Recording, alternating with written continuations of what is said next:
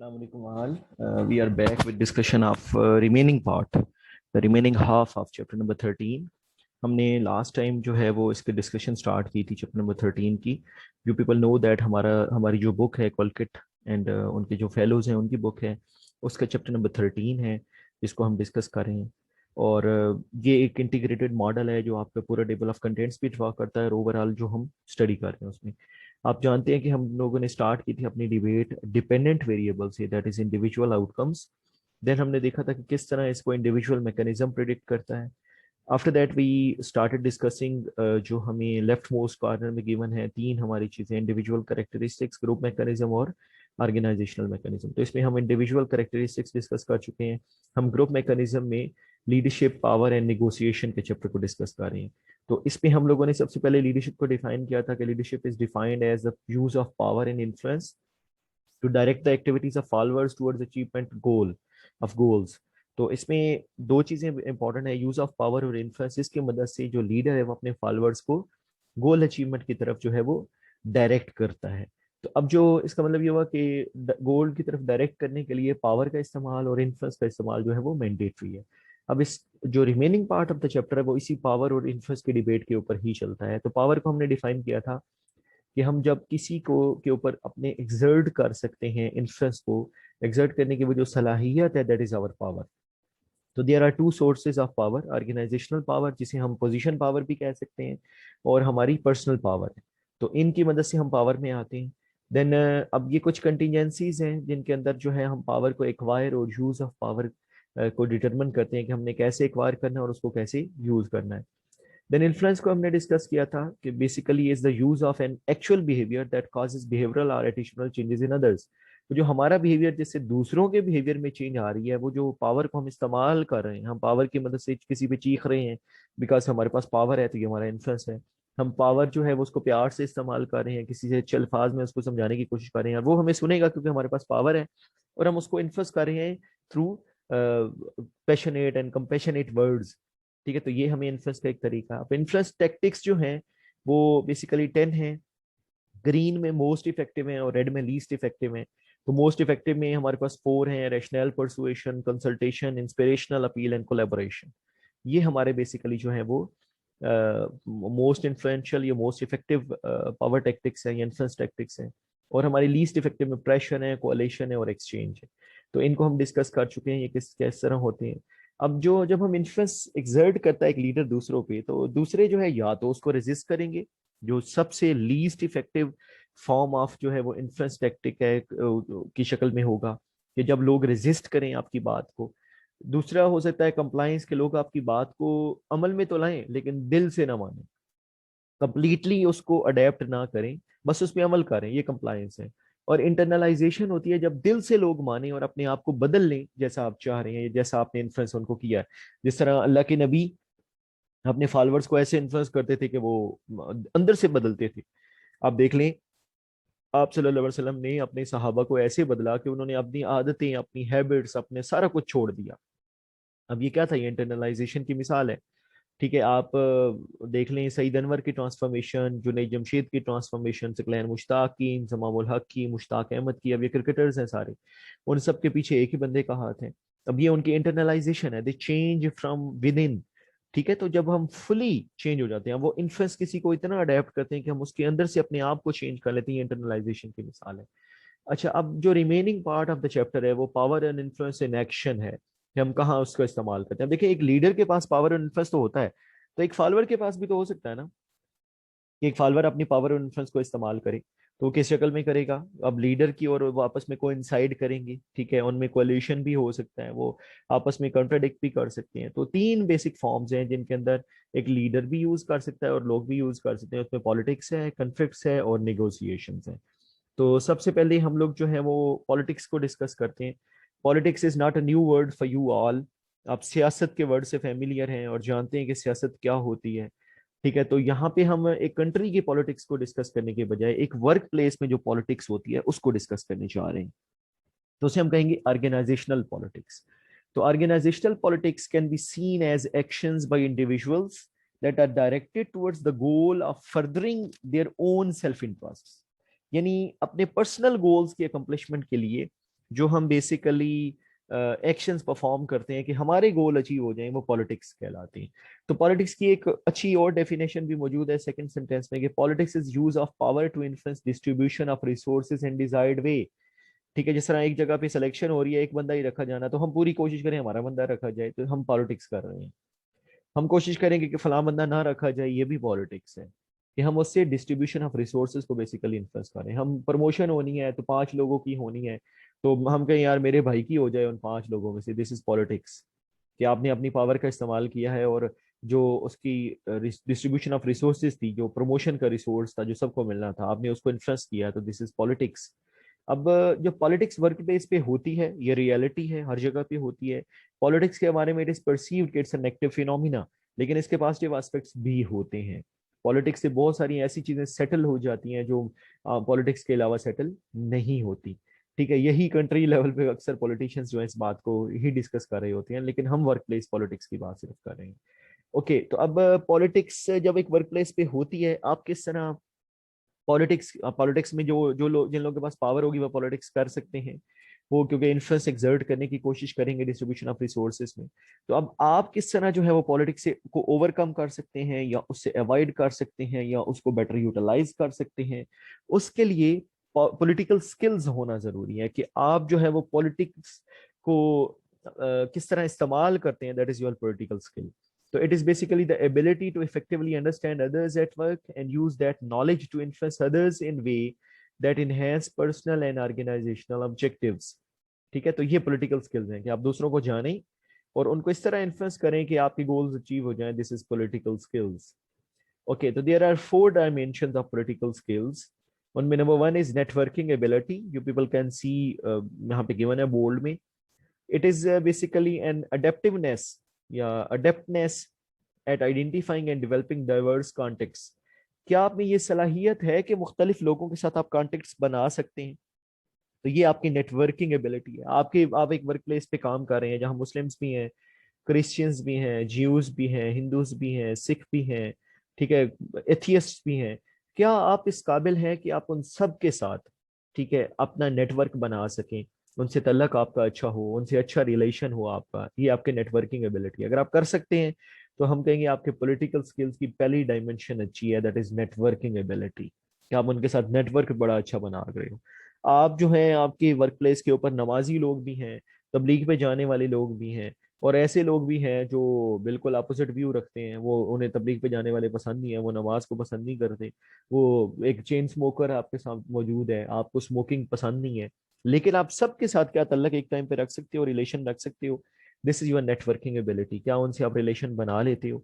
अगर ये आप में एबिलिटी है तो this is political skill. After that, as social astuteness. Social astuteness is the tendency to observe others and accurately interpret their behaviors. लोगों को देखना, उनको जानना, ठीक है, और उनको इंटरप्रेट कर लेना कि इनका बिहेवियर कैसा है, किस सिचुएशन में कौन कैसे बिहेव करता है, किस सिचुएशन में किसी का बिहेवियर कैसे हो जाता है, कब उसके जो है बिहेवियर बदलता है, कब उसका नहीं बदलता, क्या उसका नेचुरल बिहेवियर है, ठीक है, वो किस तरह बिहेव कर रहा होता है दूसरों के साथ, सीनियर्स के साथ, जूनियर्स के साथ, पीयर्स के साथ। ये जो लोगों को देख के ऑब्जर्व कर लेना है और समझ जाना है लोगों के बिहेवियर को, ये कहलाता है सोशल एस्टूटनेस। आफ्टर दैट है इंटरपर्सनल इन्फ्लुएंस है। इसमें it involves having an unassuming and convincing personal style that is flexible enough to adapt to different situations.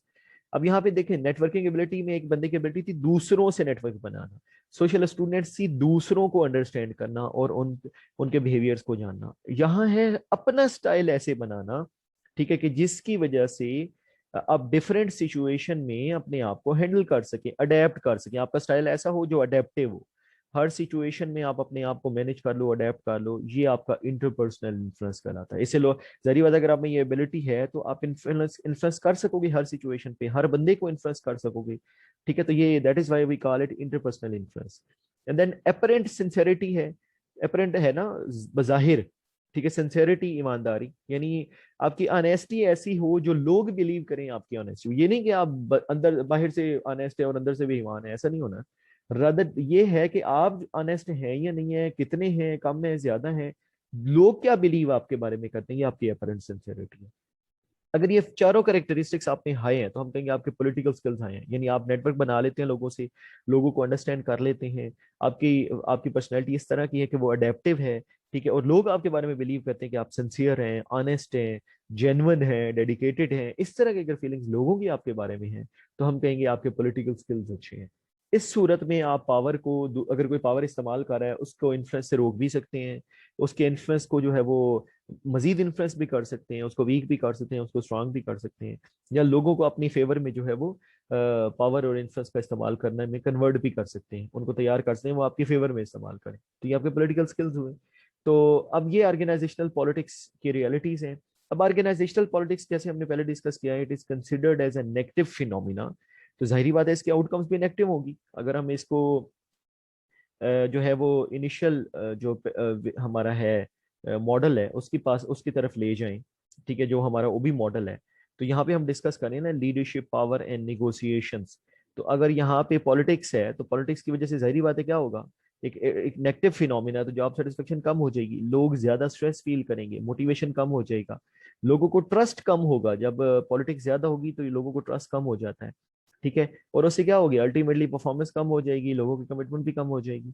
तो this is how a negative phenomena influences the other variables and other other outcomes जो है या mediators जो है। Okay, तो अब ये organisational politics के नुकसान हैं, ये सारे हमने जो नेगेटिव आउट इम्प्लाइज रिएक्शंस हैं ये हमने डिस्कस कर लिए। अब लेकिन क्वेश्चन इज दैट कि why people involve in politics. तो इसकी दो रीजंस होती हैं। एक तो पर्सनल रीजंस हैं, कुछ लोगों की फितरत होती है कि दे लाइक पॉलिटिक्स, वो पॉलिटिक्स में आना चाहते हैं, पॉलिटिक्स को पसंद करते हैं, और पॉलिटिक्स के बगैर रह नहीं सकते। दो तरह के लोग होते हैं जो पॉलिटिक्स में आना पसंद करते हैं, नीड फॉर पावर, जिनको पावर पसंद हो, उन्हें ताकत पसंद है। जिस तरह कुछ लोग होते हैं ना, वो कहते हैं कि यार जॉब ऐसी होनी चाहिए जिसमें एक झंडा लगा हो आगे गाड़ी पे, पीछे दो पुलिस की गाड़ियां हो, ठीक है, डाले हो पुलिस के, और टका हो उसमें। अब this is need for power. ऐसी जॉब होनी चाहिए कि लोग मुझे ना सल्यूट करें आगे, need, this is need for power.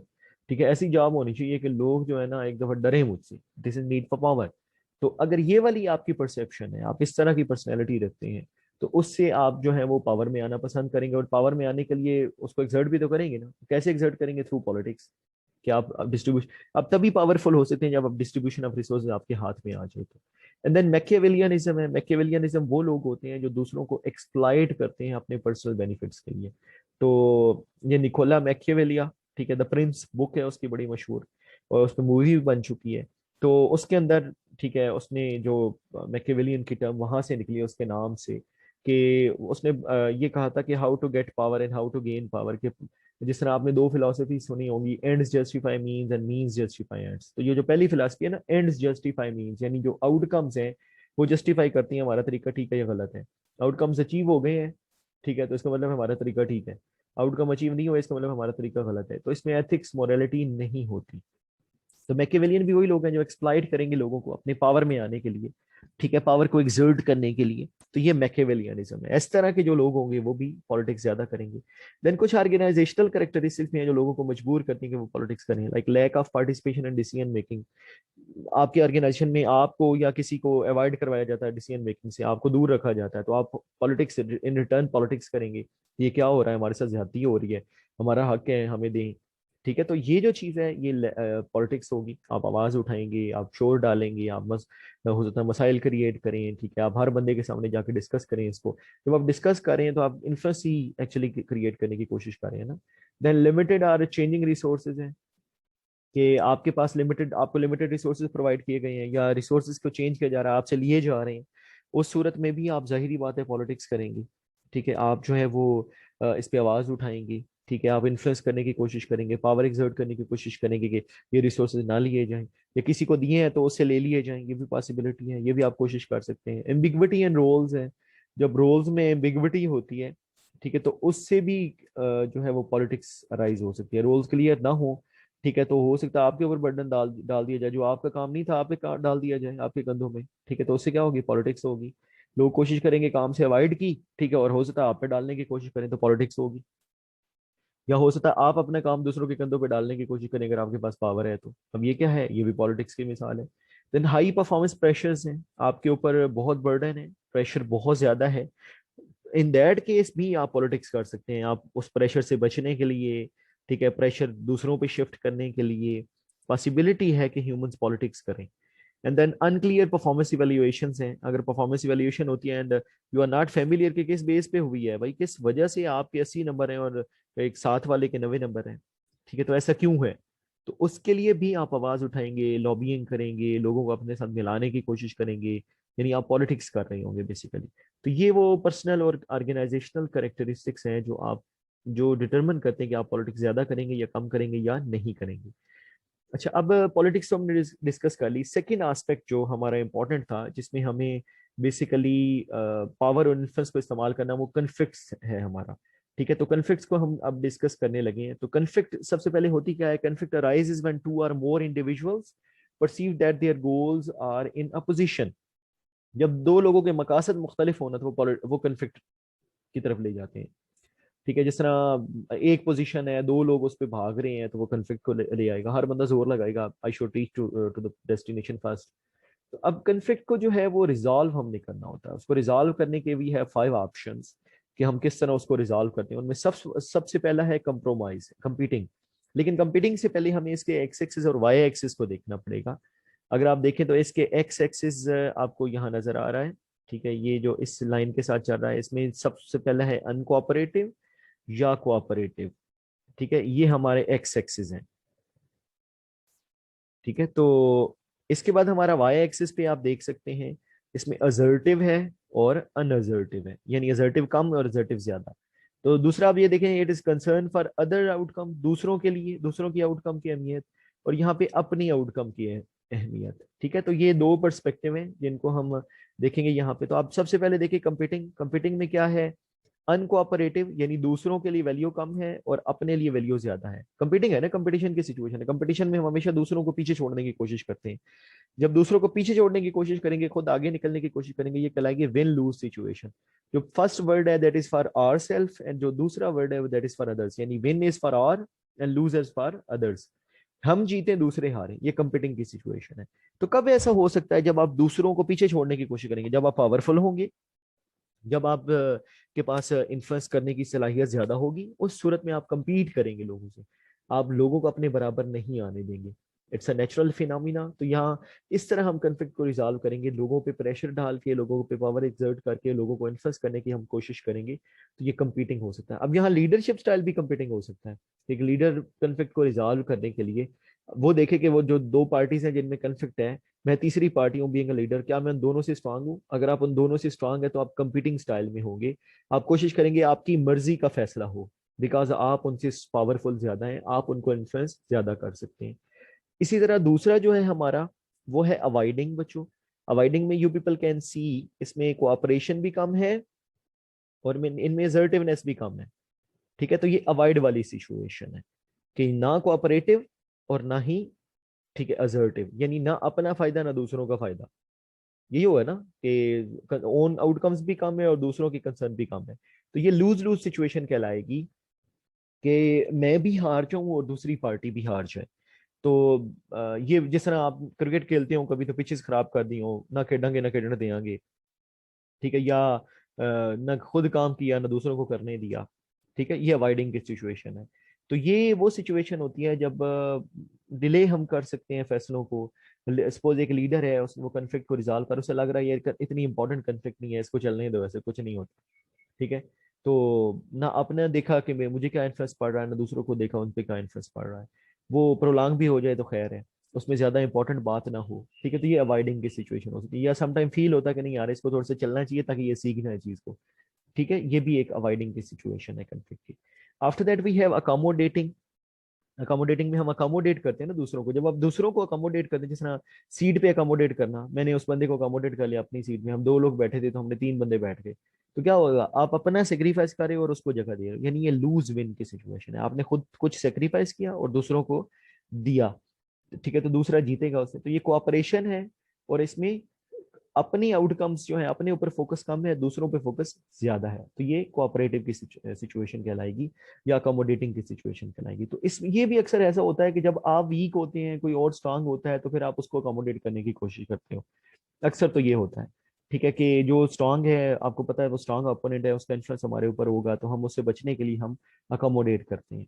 ये पॉसिबिलिटी हो सकती है। तो लीडर भी ऐसी है, लीडर अगर फील करता है कि नहीं यार मेरी तो अपोनेंट पार्टियां बड़ी स्ट्रांग है, बड़ी तगड़ी हैं, ठीक है, तो मुझे कुछ करना पड़ेगा, तो आप अकोमोडेटिंग स्टाइल की तरफ अडेप्ट करते हैं, जाते हैं। देन कोलैबोरेटिंग है। यहाँ पे देखें आप, असर्टिव भी हाईएस्ट लेवल पे हैं और कोऑपरेटिव भी हाईएस्ट लेवल पे हैं। तो ये विन विन सिचुएशन है कि दोनों पार्टीज कोलैबोरेट कर लें एक दूसरे के साथ, तो एक दूसरे को असिस्ट करें, हेल्प करें, ठीक है, और उससे जो है वो कन्फ्लिक्ट जो है वो रिजॉल्व हो। तो this is called collaborating style. ठीक है, आप इसमें बड़ी अच्छी एग्जांपल है, आप सल्लल्लाहु अलैहि वसल्लम हजरत इस्वत का आपने पूरा इंसिडेंट में पढ़ा होगा कि कबीलों में लड़ाई हो रही थी कि क्या करें। तो आप उन्होंने प्लान ये किया कि सुबह जो आएगा ना सबसे पहले एंटर होगा, उसको उससे हम फैसला करेंगे। तो आप सल्लल्लाहु अलैहि वसल्लम एंटर हुए सबसे पहले, तो उन्होंने आपके ऊपर छोड़ दिया। तो आपने एक बड़ा कोलैबोरेटिव एक स्टाइल किया, आपने कहा एक चादर लो, इसके सारे सब लोग इसके कोनों को पकड़ लो, सबने पकड़ लिया, तो सबका कंट्रीब्यूशन बराबर हो गया, विन विन सिचुएशन होगी, कोलैबोरेट कर लिया। और आप सल्लल्लाहु अलैहि वसल्लम ने उसको उठाया और हजरत असवद को लगा दिया दीवार में। अब ये कोलैबोरेटिंग था, विन विन सिचुएशन, सारे खुश के यार बड़ा अच्छा हल हो गया मसला। अगर आप देखें तो ये कलर्स जो हैं ये भी इसको शो कर रहे हैं कि रेड मोस्ट जो है वो सबसे इनइफेक्टिव जो है वो अवॉइडिंग है, और सबसे इफेक्टिव जो ग्रीन कलर है उसमें है वो कोलैबोरेटिंग है। अच्छा, फिर एक कंप्रोमाइजिंग है सेंटर में। ठीक है, ये मॉडरेट लेवल की सिचुएशन है। इसमें अगर आप देखें तो कोऑपरेशन भी मॉडरेट लेवल का है और असर्टिवनेस भी मॉडरेट लेवल की है। यानी अपनी आउटकम पे भी फोकस कम है और दूसरों के आउटकम पे भी फोकस कम है। ये कंप्रोमाइजिंग की सिचुएशन है, इसमें आप कंप्रोमाइज करते हैं। ठीक है, तो अब ये जो है ये 5 स्टेट्स हैं जिसके अंदर हम बेसिकली पावर और इन्फ्लुएंस को यूज कर सकते हैं कन्फ्लिक्ट को रिजॉल्व करने के लिए। तो ये वो सिचुएशन है, उनकी मजीद एक्सप्लेनेशन है, like competing a quick decision is really important जिसमें हो, और when you believe you are right other solutions are wrong and there is no middle ground। जब आप ये फील करते हैं आप ही ठीक हैं, आप ही ठीक है, तो आपकी बात कब मानी जाएगी? जब आपके पास पावर और इन्फ्लुएंस होगा। अगर आप ठीक है और पावर और इन्फ्लुएंस नहीं है तो आपकी बात को तो माना ही नहीं जाएगा। अवॉइडिंग है, if the issue is not as important as others from a timing perspective. ठीक है, इतना अहम नहीं है क्योंकि उसका वक्त नहीं है अभी। when there is no acceptance alternative and you cannot win। ठीक है, क्योंकि कोई ऐसा अल्टरनेटिव नहीं है जो विन विन की तरफ लेके आए। And arriving at a solution will cause more stifle than a solution is worth, तो मोर स्ट्राइफ। ठीक है, तो अगर आपको लगता है सोल्यूशन पे आना ज्यादा नुकसानदेह है प्रॉब्लम से, तो that is why you may avoid it. ये लूज लूज सिचुएशन है। देन कोलैबोरेटिंग है when both parties have legitimate concerns and compromise wouldn't solve the problem। Collaborate करें यानी कंप्रोमाइज करने से कोई फायदा नहीं है, तो आप कोलैबोरेट कर लेते हो, उसका फायदा होगा आपको।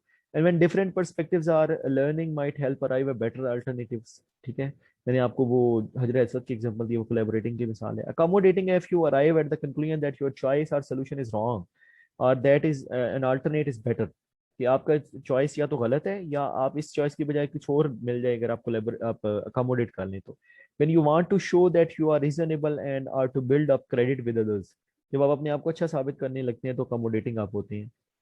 Last one is compromising when a strong approach isn't worth the damage it might cause.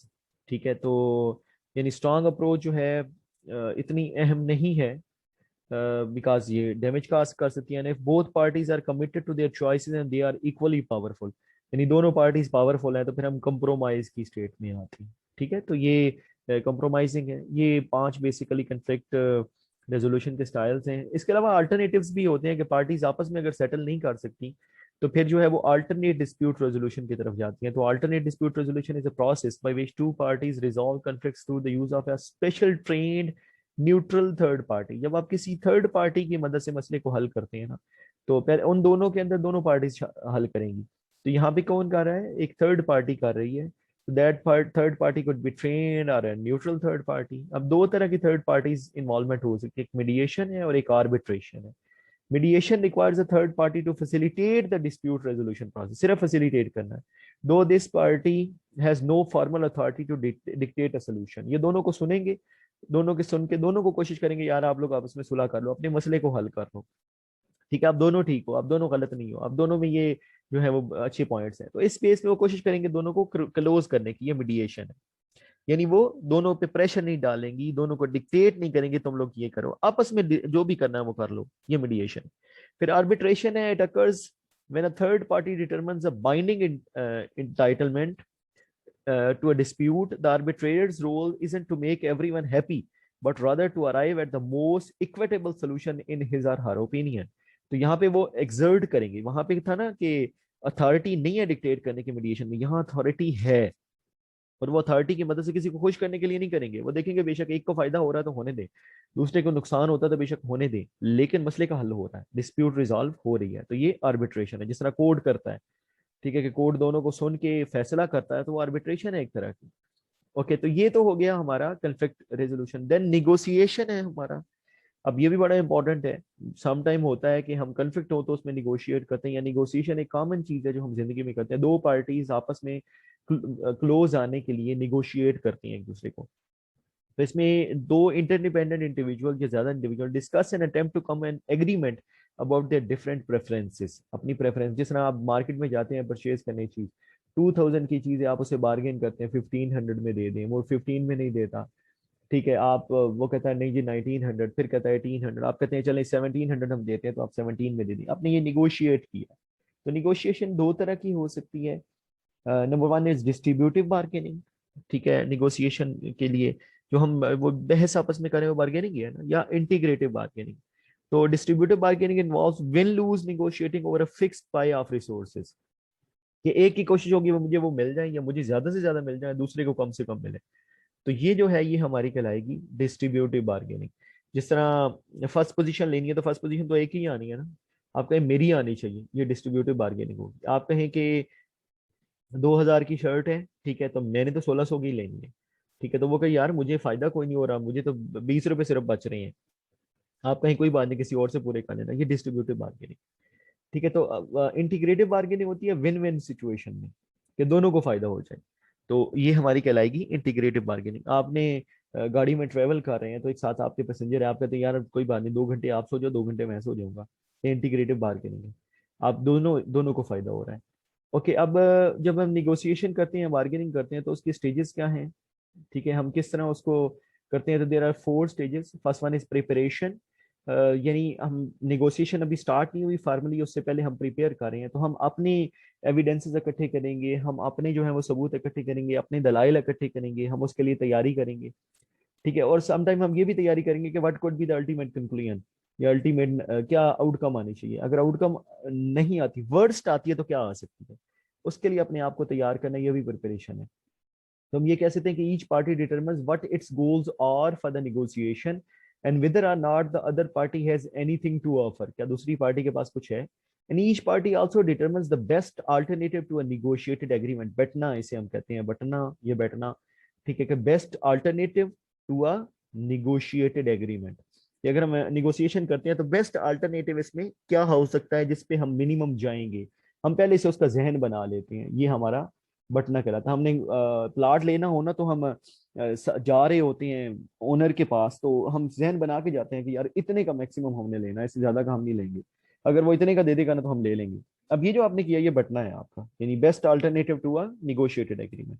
Then exchange information है, प्रिपरेशन के बाद you exchange, both the parties exchange the information, each party makes a case for its position and attempts to put all favourable information on the table, यानी हर party की कोशिश होगी जो अपनी फेवर में इंफॉर्मेशन है वो उनको पुट करे, तो ये एक्सचेंज इन्फॉर्मेशन है। आफ्टर दैट बार्गेनिंग स्टार्ट होगी, दोनों ने अपना व्यू दे दिया, दोनों ने अपने जो है वो कार्ड्स खेली, तो now there will be a bargaining situation. तो यहाँ पे कंसेशन देगी हर पार्टी, कोशिश करेगी कि वो कुछ छोड़े ताकि उसको रिटर्न में वो कुछ गेन कर सके। देन क्लोजिंग एंड कमिटमेंट है। अब यहाँ पे हम क्लोज करते हैं, अपनी डील फाइनल करते हैं, ओके यार डील डन, ठीक है, इस चीज के ऊपर ये डील डन होगी यहाँ पर, तो ये क्लोजिंग एंड कमिटमेंट की सिचुएशन है। तो ये 4 स्टेजेस हैं, preparation, exchange information, bargaining and closing and commitment. Then जब निगोशिएशन हो रही होती है तो अक्सर जो निगोशिएटर होता है वो बायस भी हो सकता है, ठीक है। तो अब जिस तरह वो कब बायस हो सकता है, उसमें दो सिचुएशंस होती हैं। Number one, perceived power relationship between the parties. तो अब दोनों पार्टीज के दरमियान जो पावर रिलेशनशिप है, जिस तरह when negotiator feels powerful against the parties, अगर वो फील करता है कि पार्टीज से ज्यादा वो पावरफुल है, तो वो अक्सर डिस्ट्रीब्यूटिव अप्रोच पे जाता है, वो कोशिश करेगा एक्सर्ट करने की, प्रेशर करने की कि मेरी मर्जी का हो। डिस्ट्रीब्यूटिव अप्रोच आप जानते हैं, विन विन लूज सिचुएशन होती है, कि मैं जीतूं दूसरा हारे, तो वो कोशिश करेगा अपनी बात को इन्फ्लुएंस करने की। द इंटीग्रेटिव अप्रोच जो होता है उस वक्त यूज होगी जब सारी पार्टीज परसीव की जाती है कि वो बराबर है। तो लेकिन निगोशिएटर जब ये फील करता है कि नहीं यार all the parties are equal, ठीक है, उनमें कोई डिफरेंस नहीं है, वो बराबर अहमियत के हैं, तो फिर वो इंटीग्रेटिव अप्रोच की तरफ जाएगा, विन विन सिचुएशन की तरफ जाएगा। ठीक है, तो ये जो है ये हमारा निगोशिएटर बायस है पहला। और दूसरा है निगोशिएटर इमोशंस, के निगोशिएटर के जो इमोशंस हैं वो भी इन्फ्लुएंस करते हैं। जिस तरह positive emotion help in selective integrative approach instead of distributive. अगर जो निगोशिएटर है उसके इमोशंस पॉजिटिव हैं, उसका मूड अच्छा है, वो पॉजिटिव फील कर रहा है, तो वो विन विन सिचुएशन की तरफ जाने की कोशिश करेगा instead of win lose situation की तरफ। और win win situation integrative approach होती है। और पॉजिटिव इमोशंस जो हैं जो कॉन्फिडेंस देती हैं और उससे डिसीजन भी जो है वो बेटर होता है। ठीक है, तो ये इमोशंस का इफेक्ट है कि अगर आपके इमोशन स्टेबल हैं, आपके इमोशन पॉजिटिव हैं, तो आप फैसला ज्यादा बेहतर कर सकते हैं। ठीक है, और आपको कॉन्फिडेंस होता है अपने फैसले पे। तो ये बाइसेस हैं जो निगोशिएटर के, तो इसलिए अगर निगोशिएटर के इमोशन नेगेटिव होंगे तो फैसला भी गलत होगा। ठीक है, और रिलेशनशिप जो है वो पार्टीज के दरमियान जो है वो अगर पावर किसी एक के पास ज्यादा है तो वो इन्फ्लुएंस कर लेगी, तो उससे बाइस डिसीजन आएगा। तो अब क्यों कुछ लीडर्स जो हैं वो ज्यादा इफेक्टिव होते हैं बाकी से, ये उसका पूरा एक डायग्राम है। क्योंकि लीडर जो है, कौन ज्यादा इफेक्टिव होगा? जो पावर का ज्यादा इस्तेमाल करता है, जो इन्फ्लुएंस का ज्यादा इस्तेमाल करता है। तो पावर जो है उसके सोर्स है, तो पावर के अगर सोर्स उसके ज्यादा, तो ज्यादा पावर होगी, ज्यादा पावर होगी तो वो ज्यादा इन्फ्लुएंस यूज करेगा। अब जो इन्फ्लुएंस को यूज कर रहा है, अगर तो वो इफेक्टिव इन्फ्लुएंस की टेक्निक्स या टेक्टिक्स यूज कर रहा है तो वो ज्यादा इफेक्टिव हो जाएगा।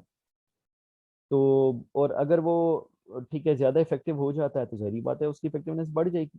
और अगर उसके फॉलोअर्स जो हैं वो उसको फॉलो करने के लिए तैयार हैं, ठीक है, उसके अप्रोच से वो एग्री करते हैं, अप्रोच से सेटिस्फाइड हैं, अप्रोच को फॉलो करते हैं, इन दैट केस वो इंटरनलाइज कर लेंगे। तो जितना वो इंटरनलाइज करेंगे, हम कहेंगे लीडर उतना इफेक्टिव है। यानी लीडर जो है उसने इफेक्टिवनेस का जो पर्पस है वो अचीव कर लिया। ठीक है, या वो ज्यादा पावरफुल है, हम यूँ कह सकते हैं। तो पावर से ही बेसिकली जो एक लीडर पावरफुल होता है। तो पावर ज्यादा है तो वो इन्फ्लुएंस ज्यादा कर सकता है, इन्फ्लुएंस ज्यादा कर सकता है तो लोग उसको इन्फ्लुएंस को जो है इंटरनलाइज लेंगे, और इंटरनलाइज लेंगे तो सही बात है वो ज्यादा इफेक्टिव होगा। तो remaining part of the chapter जो है वो लिंक करता है बेसिकली पावर और इन्फ्लुएंस को, जो आउटकम वेरिएबल्स हैं उनके साथ। तो उसको आप लोग खुद रीड कीजिएगा। तो this is end for today. But कल का टास्क मैं आपको बता दूं, in the coming class there will be an oral quiz. तो मैक्सिमम लोग